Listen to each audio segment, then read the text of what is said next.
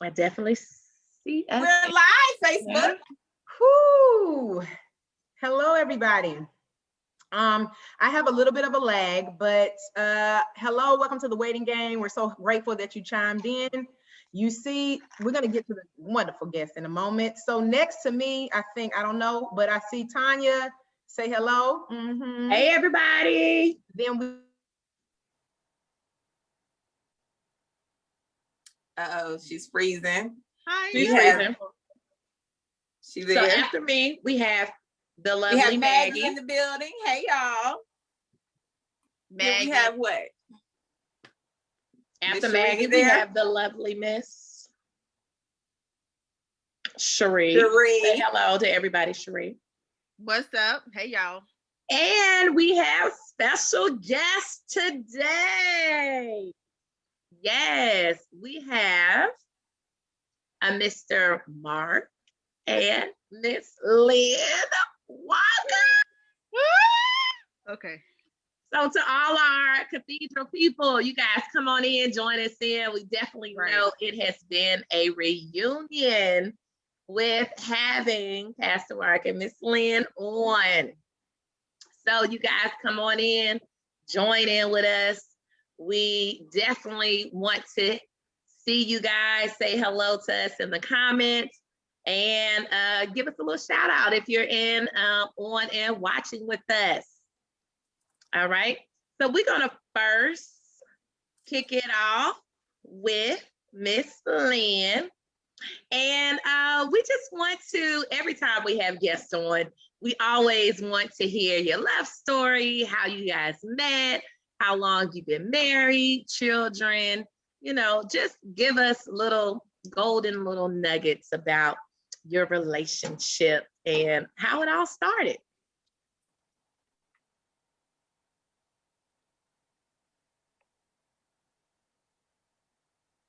Uh-oh, we can't hear Miss Lynn. No. Wait, try it again. We couldn't hear you.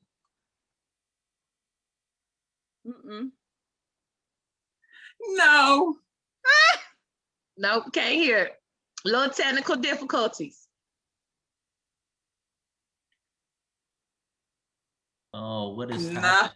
I know. Oh my goodness. Oh, Call she's in gonna on go your to her phone. We got phone. you. Call in on your phone. So while she's getting her technical Problem solving. difficulties. Uh-huh. Problem solving, having to make a way. We're gonna throw it over for Pastor Mark, Mr. Mark. How you want to go live? Will you start it off for us, sir? Well, from the beginning, we met. We have been married 30 years. It was 30 years in January. Ooh, 30 Oh years. my goodness, congratulations. Yes, wow. So yeah, we've been married for a minute, and we met we met in the military. So we were in the United States Air Force, and I was 19 at the time, and I saw this beautiful young lady, and I saw her out at the club, and I was like, oh wow, she's kind of pretty. And so Don't be scared. Don't be scared. Don't be scared. we gonna stay G-rated. So it was love at first sight, but I think it took me a while to kind of. We didn't meet once we met, or I saw her. We didn't meet till like a year and a half later. So we were stationed in Clark Air Base in the Philippines, where my wife is originally from. So she was born in the Philippines, and she moved to LA when she was 11. So when we met, we both went to the military right out of high school, which is why we were so young. And so we met at on base, and it was wonderful. We kind of met each other and started dating, and it was a really, really nice time. But we dated for a really short period of time. We only dated for like 4 months before she transitioned to another base in Europe.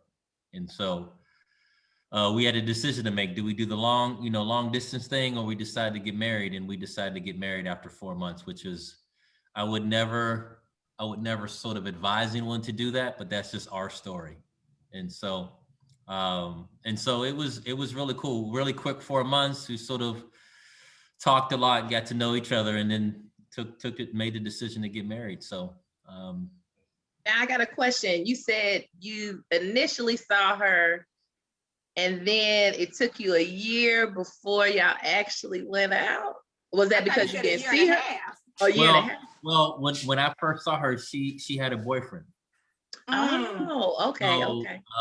So she dated that gentleman for a while, and my roommate at the time says, "Hey, Mark, Lynn broke up with her boyfriend, and because I had this crush on her." He's like, "Yo, it's your moment." I was like, "Really?" I was like, "Yeah, what's up?" So next time we were in the club, I was like, "You got to introduce you to her." So that's what happened. The next time we saw each other, he was like, "Yo, Mark, this is Lynn. Lynn, this is Mark," and I had waited a year and a half to kind of, throw some game on her. Didn't have no game. Just like, I was like, "How you doing?" She's like, "I'm fine. How you doing?" I was like, "I'm fine." And that's all I could say. I was like, I couldn't say anything else. He had hyped it up. So it wasn't. So let's just say that was a rough start. I'm gonna just throw it out. It was like, was it trying to be cool, didn't know what to say, and she just was really nice. But she's like, "I don't have anything else to say to you because I don't know you." Is that how it went, Miss Lynn? Okay. Can you guys hear me now? We can. Perfect. Okay, much better. Awesome. I think it's a little echo. You probably have to mute your computer. Yep.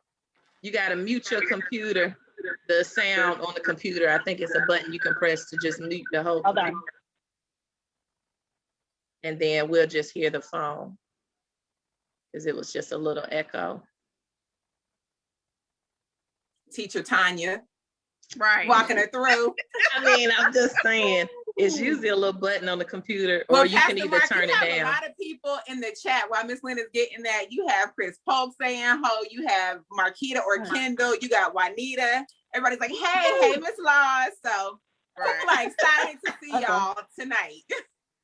So I say, what's up to everybody? It's good to be able to see everybody. It's very nice to have everybody lock in. So let's have a good time. Yeah. Can you hear me now? Okay, better. Yes. Okay. And it's perfect. So what was my impression of Mark when I first met him? Yes. So when I saw him at the club, he introduced himself. I thought he was really good looking. I even I know what he was wearing. He was wearing this white shirt, like a button to the top, and he was looking really, really neat, and a white shirt, and but he wouldn't say anything else. We said hello, and then after that, I don't know what happened to him. I think I scared him away. I thought. He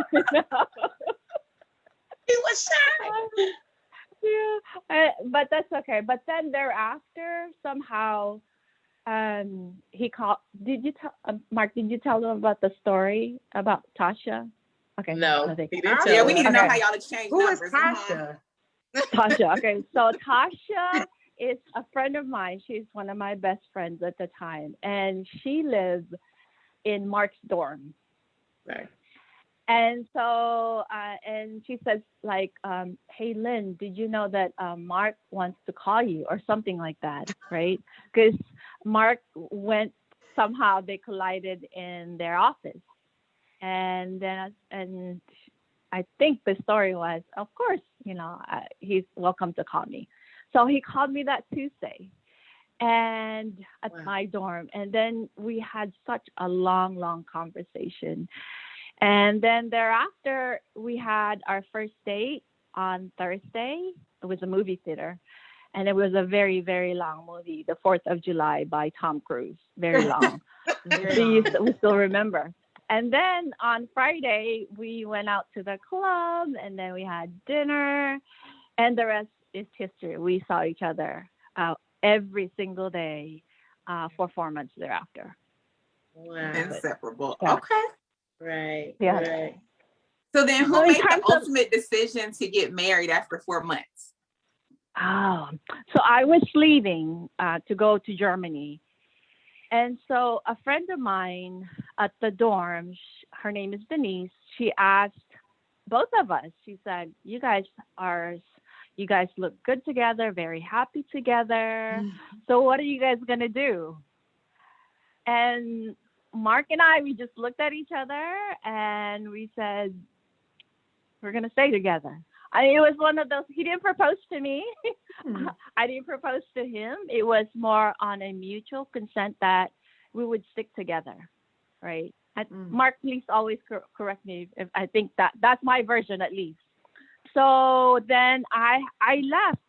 I went to Germany, and then that was September when I left.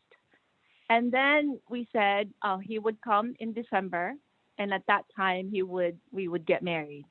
So in this around December time frame, around Christmas time, he came to Germany, and thereafter on January 10th, we got married at a German village, and it was just the two of us, no parents.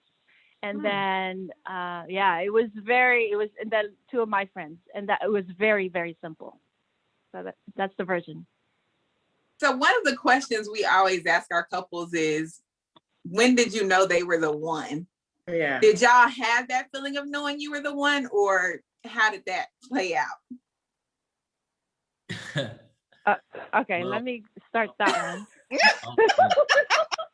We got to hear from both of y'all. What's funny is in that dorm room, when Denise says, "Hey, what are you guys gonna do?" We were just enjoying each other as a couple. There was no conversation around marriage. There was no conversation about long-term, long-distance relationship. It was just having a really good time, and we really liked each other, and it was really cool. And when she said, "What are you gonna do?" It's the first time for me that I thought seriously about what would it look like for me to be with this woman forever. And so to your question, there was no sense of this girl I am dating is going to be long term. I just was like, look, I was 19 years old, and I'm in a foreign country serving my country in the military, and I wasn't, I didn't want to be a certain type guy that was out there. I just kind of wanted to have a solid relationship and be cool. And that was it for me. And so I didn't think seriously about anything long-term until her friend said something. And we looked at each other and says, look, and the conversation that was had after Denise left the room was, what do you think about what she said? And Lynn says, well, what do you think? And I was like, well, look, the long distance thing's not gonna work. So I said, so if we're gonna stay together, we need to make a decision now. And she was like, cool, okay, let's stay together. And so that's kind of how it was. So, and it was like together meant marriage.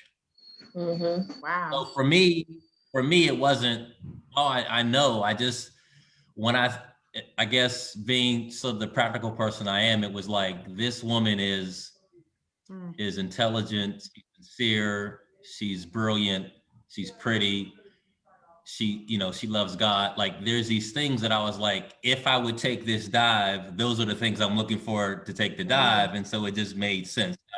Now, it sounds almost too simple and practical, matter of fact, but that's kind of how it was for me. Now for Lynn, it may be different, but that was my mindset. It made sense. Once the situation was brought to you, then that's when you initially thought about it. It wasn't like a prerequisite, like, my wife. To your point, if I was just a regular 19-year-old kid at home or in college, then there's not even a thought of marriage. But because I was in the military and I had a career, I could think differently. Yeah. That makes sense? Right. Your situation was different. Now, would you give? Go ahead. I have a question. I know I'm lagging. Sorry for that. When you guys 4 months, because I had to drop off a little bit and I came back and I heard 4 months. And I'm like, whoa, you guys are winning, I think, for the quickest out of the couples that we've had. Yes, definitely. And the fact that you're 30 years, that's the testimony. You know what I mean? Right. That's amazing. So what were your parents saying? Like, hold on. Who this? What you doing? Right. What did your family say when you came? Right. It's like, oh, this is my wife. This is my husband. Yeah. I know. Lynn? So actually, let me add to what Mark, what he said as well. So prior to that, I was with a guy, and I was with him for about 1.5 years, actually. And he actually asked me for marriage, and I said no to him. I really said no. And then and then I was by myself for a couple of months, and I really was asking God to really help me in this process of finding the right guy, right? And I remember at that time there was this fasting period where I was in this one room and really pleased to show me, right? And I believe he listened to me during that time, even though I didn't go to church that much at that time. And then he answered me, and there was Mark. Now looking back, of course, right? There's Mark. So now, what was to add to the question to answer Victoria's question about our parents. So at that time, they didn't even meet Mark.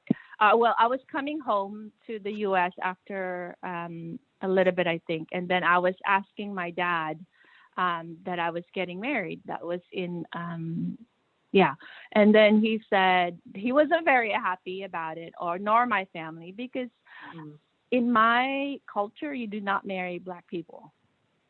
And thank you for the honesty. Yeah. Yes. I have to be honest about that, by the way.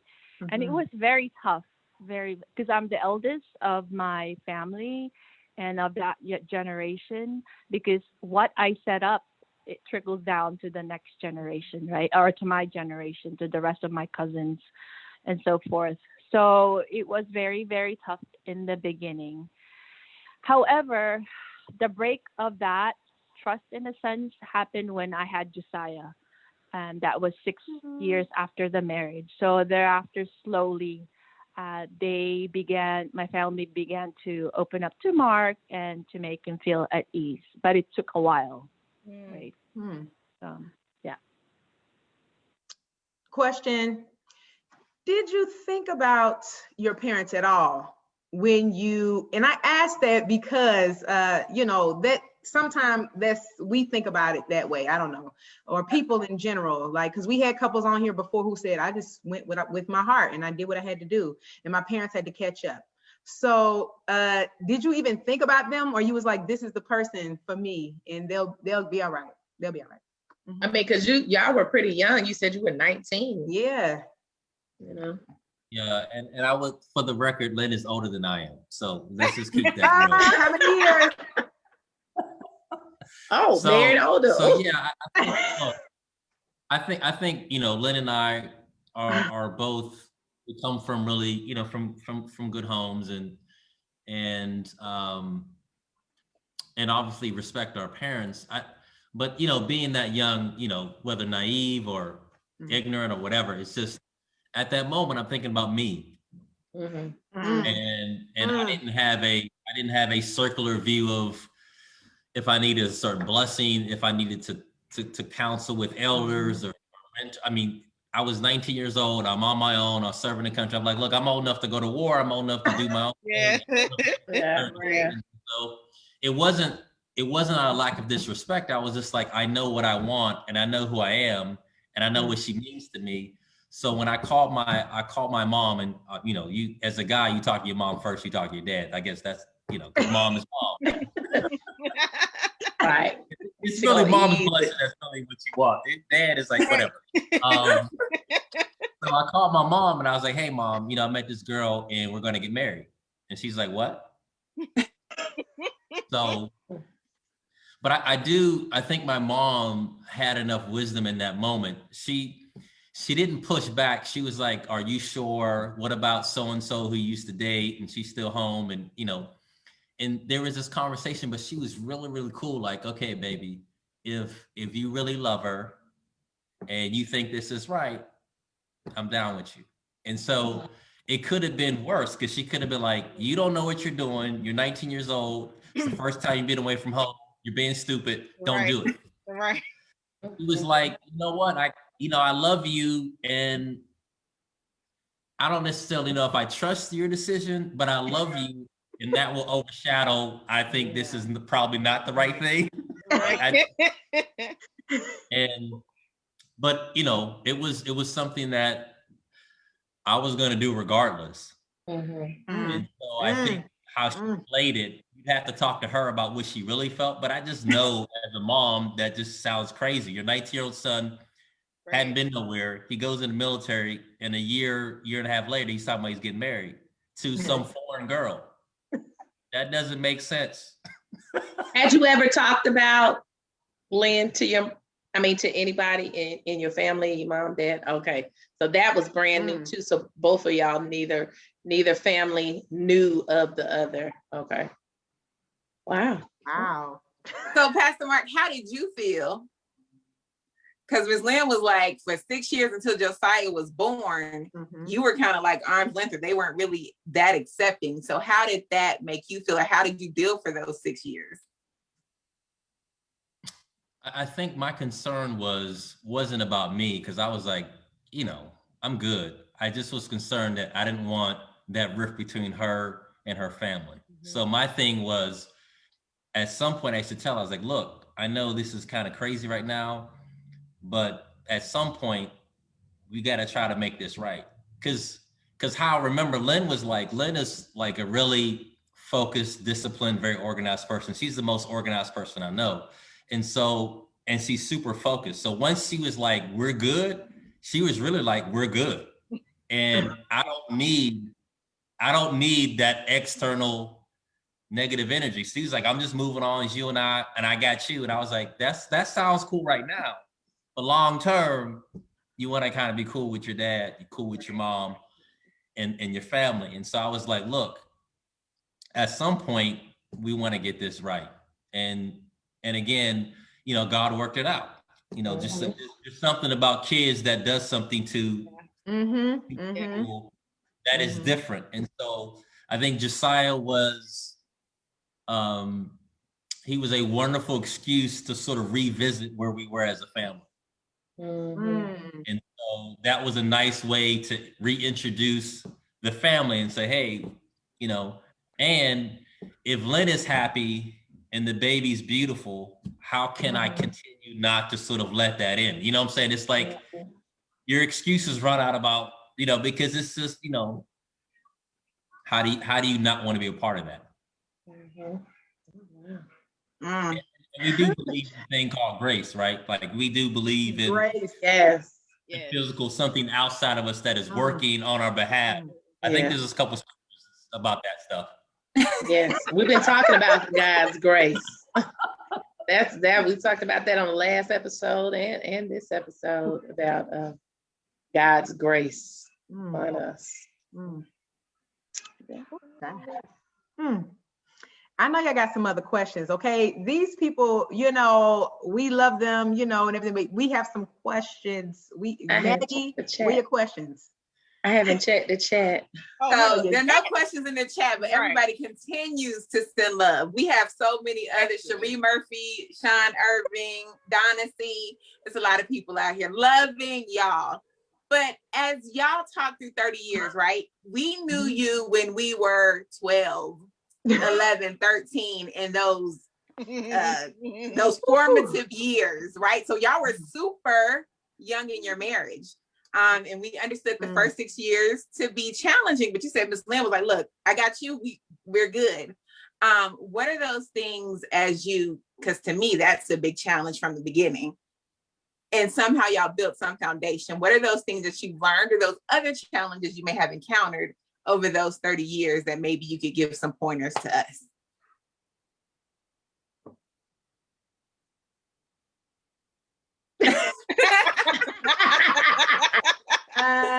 Silence.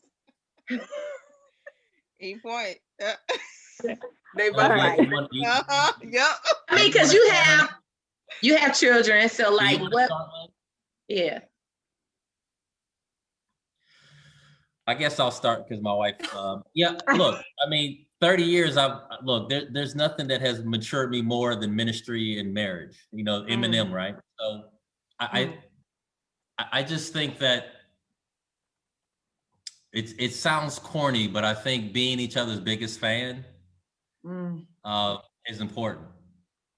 And so even when the poo-poo hits the fan, right?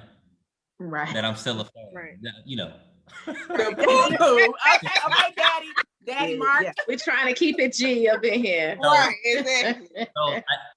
So I think it's Lynn and I for 30 years and I tell people we're still dating because I mean we're each other's biggest fans. It's like I want to see her shine and blossom and flourish and live her best life, and she wants that for me too. So that's sort of fundamental. I think we all know we can all talk about communication, we could talk about forgiveness and mercy, which is all real.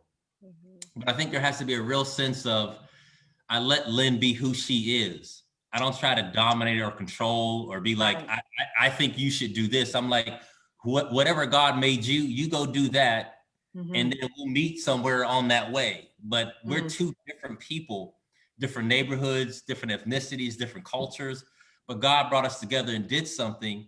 And I am who I am, and she's who she is, and we just roll together with that. And I don't try to get in her way. She doesn't try to get my way. We just rolling together, and God makes that work. And so I think a lot of times, particularly as it'd be easy for me to what sort of culturally speaking, to sort of dominate the relationship or be like, hey, this really is about you're supposed to quote unquote serve me, which is no, we're like 100% partners in everything we do. And there is this wonderful mutual respect and dignity and class and all that we do as a couple, because I really, she inspires me in many different ways to keep my A game up. You know what I'm saying? So I look to her like she's just what she does, who she is, the stuff that she's done, that she's done in Atlanta, the stuff she did in DC, the stuff she does in the Philippines. She's just a phenomenal lady. And I'm just sort of like in awe that God sort of hooked me up with her. So I'm like, I'm living my best life because I'm with her. Aww. Look at that. Look, right, Miss Lynn. Okay, so for me, initially, I believe like with any type of marriage, you go through seasons of your life. There are chapters of your life. And in the beginning, it was very, very rough in that we had differences in terms of what we like, how we communicate, how we touch, because I'm a touchy person, I'm a very affectionate person, and I want to be cuddled. And when I'm outside, I want you to hold my hands, So I had to be able to communicate what I want with Mark, right? Because oftentimes the culture will tell you, especially Asians, you do not speak. You have certain responsibilities, let's say, that's put upon you, especially for being a woman. And in that, you internalize all those. But in reality, you're constricting yourself, right? And it brings more anxiety to you. You don't become your best, right? So that took me a while to be able to really to blossom in a sense. But thankfully with my husband, though, and of course with God in the middle of us, he helped me. He pushed me out in a sense, in a good sense, to how do you want me to be? What do you like? Or how else can I support you?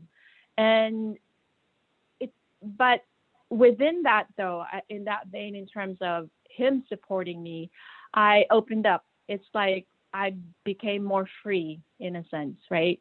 Either getting my degrees or going to leaving Atlanta, going to the World Bank, and in that, in DC, traveling all over the world, working all over the world.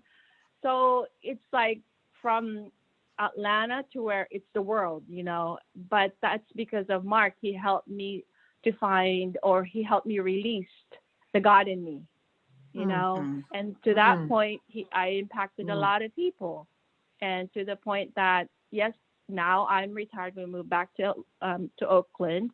I'm 50. I retired when I was 50. But that's you don't look it, by the way. At all. You don't look it, but okay. By the way, I'm 53. So we would you don't look it. You don't look. Yeah, thank you. So the message is, if you find someone who really wants to support you, and really that is so critical, because their words, they can stunt you, they can put death in you, in a sense, to where you die, even though you're living, you're dying inside, right? And to where you're suffocating inside, to where it impacts the rest of your world, in a sense, you know. So it's so critical to find somebody, even at the beginning, who can, like, you find that little twinkle of, so he's supporting you, he's encouraging you, kind of thing, because that's like a seed, I say, for the future. So that was like to Mark in the beginning when I saw him, or when I met him. So yeah. That was actually the way you both answered about letting each other be their whole self. One of our previous couples last session or episode was like, she wasn't put on this earth to be my wife. I wasn't here to be her husband, kind of like Pastor Mark's like, Lynn isn't set up to serve me and dominate, and I'm supposed to dominate. It's me as a whole person. We come together, and being two whole people, we thrive. And so that's the same theme. And even that couple was like, we never had that conversation of what are we? Do we need to be in a relationship? Are we the one? No, it flowed. And that same theme is coming through in your conversation, and you can see the different connections and relationships. So that's just interesting to hear the recurring theme, the different types of relationships. Wow. Because then if I hear from you guys and the other couple, it means to me, chill out. when you find whoever's going to be, you're going to be set up in a position to where it'll flow. It's not, you know what I mean? Like, you'll be either faced with a decision, or you'll be faced, but it's never going to be any kind of confusion, stress, problems, you know. So that's what I get from both of y'all. It's amazing. And communication. Oh, absolutely. Yeah. Yeah, definitely. So since y'all got married so young, know. and being in ministry and helping others along their journey, what advice would you give, right? We're halfway into your marriage now at our age, right? Y'all were halfway married. So, Right. Y'all have been married for 10 plus years. Yeah. What advice would you give to single males and females now, and seeing how society has changed or not changed, and seeing, even you have a son, and I don't know if he's single or dating or whatever, but what advice could you give us at this point in our lives? Well, that's, I just think there's a scripture that I lean on a lot throughout my life, is, it's content, right? And that's sort of a dirty word in American culture, because we're pushed to have this wonderful ambition to sort of climb the mountain and be on top, and again, that's not necessarily inherently evil, but I think ambition can sort of cloud some things based upon how you view it and what you're trying to do. And so I think what happens is, single or married, there's disadvantages and advantages to both. I think you have to find contentment where you're at. And I think that kind of contentment, that kind of joy, that kind of passion for life, sort of living out one's purpose, I think is sexy. I think is wonderful. And I think that allows the planet to lean towards you when it needs to, if that makes sense. And so I just think that God knows the desires of our heart. I think you live a certain way that you enjoy where you're at, regardless if it's in a valley or on a mountaintop or anywhere in between. And I think that in itself has a way of leaning towards getting you what you need, when you need it, how you need it. And I think that's a part of faith. That's a part of what I believe to be true, is to be like, you put yourself in a situation that you're as healthy as possible, living out the things that you know is your truth and what God has told you. And in that, you'll have what you need when you need it. And there will be other things that may come with that. But I think, being content to me is the most powerful thing. Is like, you know, Paul said, wherever I find myself at, I've had a lot, I've had a little, but wherever I find myself at, Before Miss Lynn answers, Pastor Mark, there is one thing that sticks in my mind all the time. Because when we, right, in middle school and early high school, it was always about purpose. Like, what is your purpose? What am I supposed to be? What are you destined to do? And I felt like it was always anxiety and pressure as a young person. And one thing you said that stuck with me forever is your purpose is whatever you are doing at that time. If you're a student, your purpose is to be a student and be the best student you can be. If you're a daughter, your purpose is to be the best daughter that you can be. If you're a sister, if you're a friend, be that and be the best that you can be. And that just freed me. And it was like, do you and do the best you can do in what you're in. And so to your point, it's like, whatever you're doing in this season, be content with it, but be the best that you can. And life will meet you where you are. So anyway. Yeah. Yeah, because I mean that scripture that says whatever your hands find to do it unto the Lord. I mean, that is in itself purpose. Now you could be specific and there's nuance to it, but it's like it's how you live your life as a testimony to who you believe in and who you serve. And that is purpose in itself. And if it gets more specified, you'll know. Oh, thank you. Okay. So we having Bible study. Right. Miss Lynn, what are your words of wisdom for the ladies and the men? Oh, wow. So my advice, wow. I would say for me is to really follow the gifting that's inside of you, because in that there's actually beauty and it gives you freedom, total freedom. And for me, I nurture that at a latter stage of my life. So what I mean by that is this. So in high school, my last semester, I discovered that I can draw. I wanted to be an artist, right?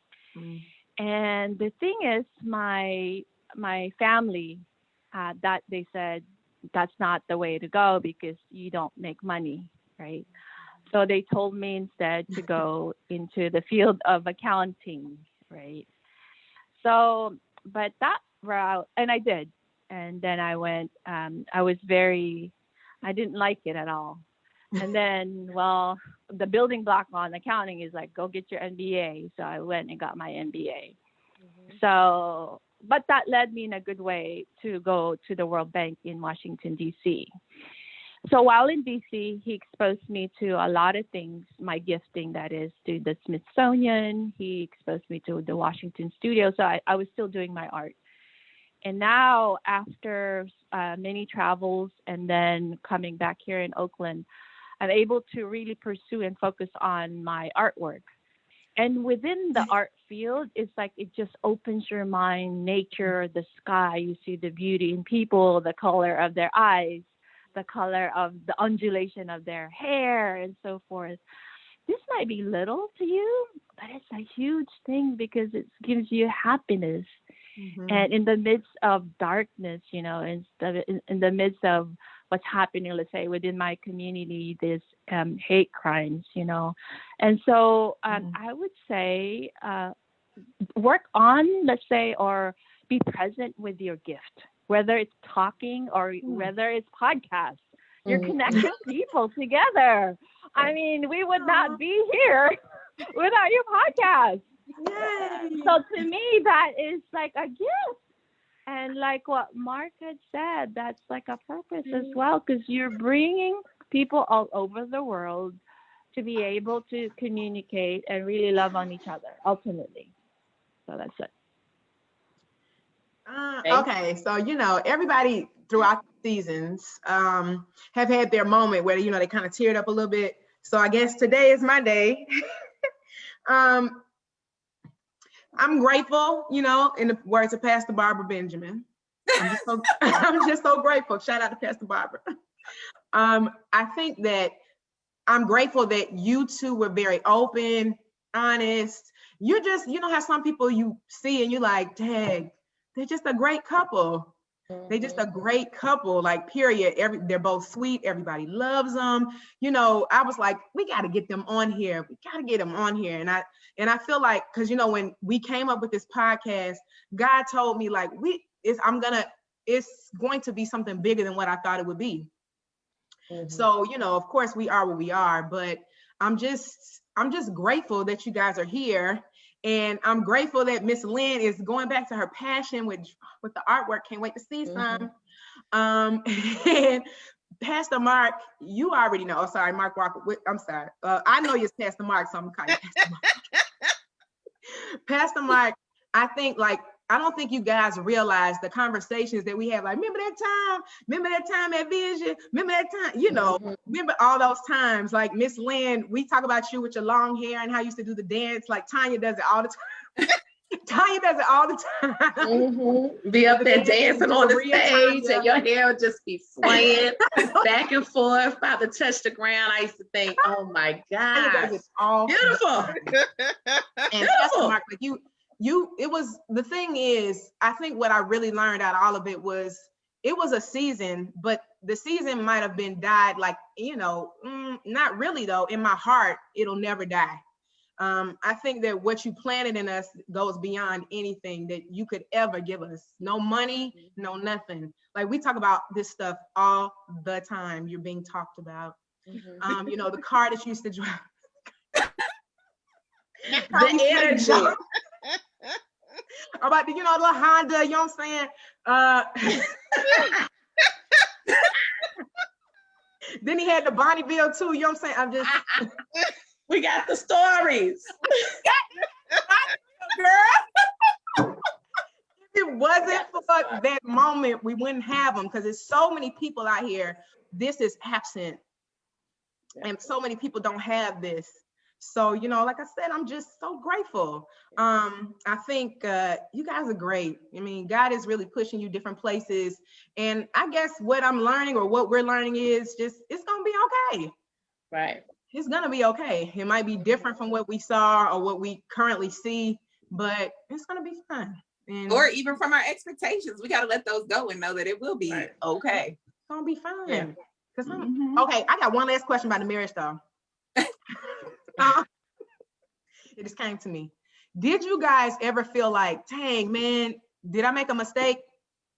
Did I move too fast? Because I know there's sometimes we talk ourselves out of so many things, and I don't think you guys do, but you know, as far as that, but were you like, dang, I should have waited, or I'm not ready? But how about that? That's the better question. Were you ever like, dang, I'm not ready for this?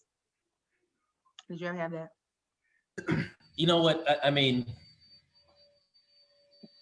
that's interesting. You know, my parents have been married forever, and when you know, what did I know at 19? I mean, I didn't know that I would be married for 30 years and what that looked like. I couldn't see that far. But I just, when we took our vows, as serious I could be, I was serious. And I felt, I don't know, this is, you know, I just felt that I wanted to be a good husband. And there was times that I just wasn't. And I'm glad that Lynn had the patience to sort of like let me kind of figure stuff out before she was like, I'm out, you know. So I just, for me, I was, when I made those vows, I was in, and I really didn't look back. My thing was, I just thought that, man, if this relationship is gonna mess up, it's probably gonna be me. So I need to get myself together. Get it together. So, you know, because I was a knucklehead when we first got married, and not because I was trying to be, I just didn't know what I didn't know. And when I thought I was listening, I wasn't. When I thought I was being present, I wasn't. When I thought certain things, I wasn't. But also, too, is I needed Lynn to help me with, it's not just loving her, it's loving her how she wanted me to love her. And so I could be like, I love you and I'm doing this, but she's like, that's cool, but that's not what I want you to do. I want you to do this. I want this to look this way. You're loving me, but not how I want to be loved. And I was like, oh, that's different. So then I had a lot. Look, I was 19. We got married. I was 20, and so I had a huge learning curve from what I saw or didn't see as a child, culture, my own insecurities, my own mess. I mean, it's not just one thing, it's 1,000 different things why you are how you are. And through faith and community and spouse or partner, you learn to sort of figure that out. And I'm glad she took the time to let me figure it out. I hope that answers your question. Yes, it does. Thank you. Yes. Yeah. Again, you know, I just, gosh, I'm so grateful. And I'm just, this really touches me that you guys took the time to come on the show. And you know, this is connected to everybody. They're gonna be like, oh, Pastor Mike, Miss Lynn, you know, so we got some people watching who haven't watched. So while we come into the conclusion, I'm just gonna say my name again, Victoria L. Thank you so much. We got to thank Pastor Mark Walker, and Lynn Walker. Thank you both, beautiful couple, and Josiah, wherever he may be. We love him. We appreciate him too for letting his parents come on here. He's phenomenal. And so you know what to do. You need to watch this again because I'll be posting. Go to our page, like our page, watch the other episodes, and share it to everyone. So everybody, you know, be safe in this time. Get your shot. I'm just playing. Do what you feel like you need to do, but just be careful out there. All right. Love you guys, and we will talk to you guys later. Yeah. Bye. Bye, y'all. Bye.